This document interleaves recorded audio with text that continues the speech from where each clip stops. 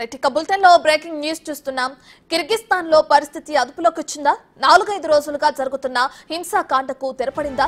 స్థానికులకు విదేశీ విద్యార్థులకు మధ్య నెలకొన్న వివాదం సద్దుమణిగిందా అంటే అవుననే అంటున్నారు కిర్గిస్తాన్ వర్గాలు. అయితే విదేశీ విద్యార్థులకు కిర్గిస్తాన్ వాసులు క్షమాపణలు చెబుతున్నారు. కొంతమంది ఆకతాయిల వల్ల తమ దేశానికి చెడ్డ పేరు వచ్చినట్టు విచారం వ్యక్తం చేస్తున్నారు. ఇక మీదట గొడవలు జరగకుండా కలిసిమెలిసి ఉందామంటూ ఆలింగనం చేసుకుంటూ ధైర్యం చెబుతున్న కిర్గిస్తాన్ ప్రజలు. అయితే భారత్, పాకిస్తాన్, బంగ్లాదేశ్, ఈజిప్ట్ వైద్య విద్యార్థులకు ఆహారాన్ని అందిస్తున్నారు.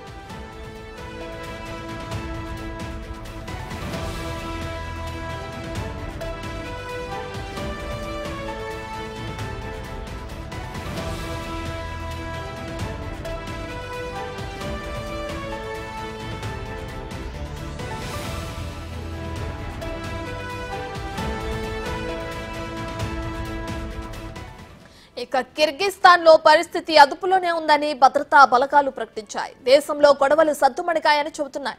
ఇదిలా ఉంటే వైద్య విద్యార్థులను స్వదేశాలకు పంపించేందుకు యూనివర్సిటీలు ఏర్పాట్లు చేస్తున్నాయి. స్వదేశాలకు వెళ్లాలనుకునే వారికి అనుమతులు ఇస్తున్నాయి యూనివర్సిటీలు, యాజమాన్యాలు.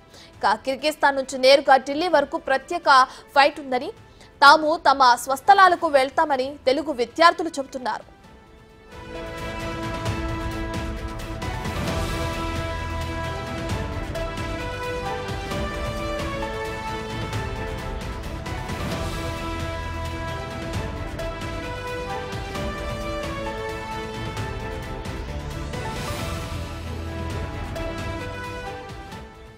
రైట్ ఇదే అంశానికి సంబంధించి మరింత సమాచారాన్ని మా ప్రతినిధి శివ ఢిల్లీ నుంచి ఫోన్ ఇన్లో అందిస్తారు.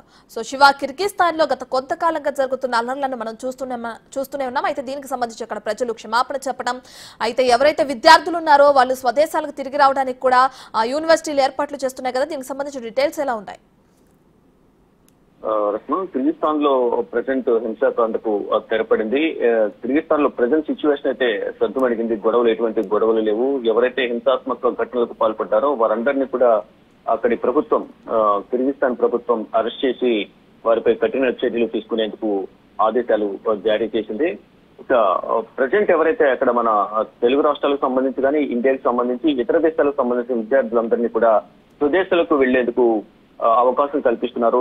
ఎవరెవరు వెళ్లాలనుకుంటున్నారో వారందరి పేర్లు ఇవ్వాలంటూ కూడా అక్కడ యూనివర్సిటీ అధిపతులు వారందరికీ సూచన చేశారు. ఈ నేపథ్యంలోనే వారందరూ కూడా ఎవరెవరు స్వదేశానికి వెళ్లాలనుకుంటున్నారో వారందరూ పేర్లను లిస్ట్ అవుట్ చేసి ఇచ్చారు. మరో వారం రోజుల్లోనే వారి స్వస్థలాలకు వెళ్లిపోతామంటూ ఆనందం వ్యక్తం చేస్తూ నిన్న బిగ్ టీవీతో మాట్లాడుతూ నిన్న రాత్రి వారు ఎంతో ఆనందం వ్యక్తం చేశారు.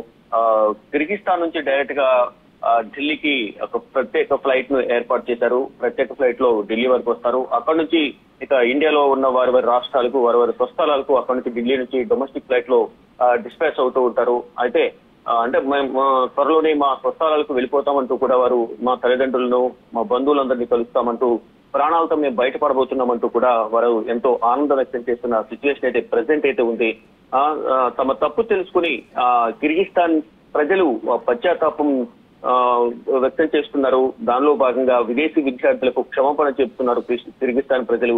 ఇప్పటి వరకు మీపై జరిగిన దాడులకు మమ్మల్ని క్షమించాలంటూ విదేశీ విద్యార్థులను క్షమాపణ కోరారు స్థానిక ప్రజలు. కొంతమంది ఆకతాయిల వల్ల మా దేశానికి చెడ్డ పేరు వచ్చిందంటూ కూడా వారు విచారం వ్యక్తం చేశారు.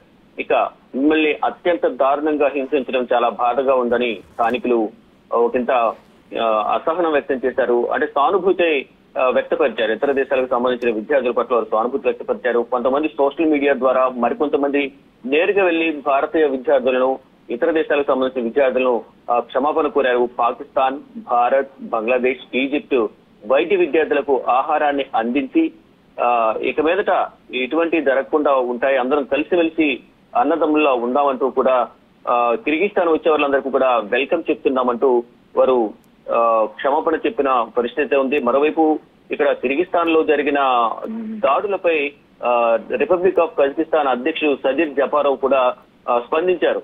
అంటే కిర్గిస్తాన్ ప్రజలను ఉద్దేశించి ముందుగా మాట్లాడుతూ, ప్రియమైన కిర్గిస్తాన్ ప్రజలారా, ప్రజెంట్ ఉన్న సిచ్యువేషన్ దురదృష్టవశాత్తు మన జీవితంలో మనందరి ఆందోళనకు గురి చేసే అసహ్యకరమైన సంఘటనను మనందరం కూడా ఎదుర్కొంటున్నాము.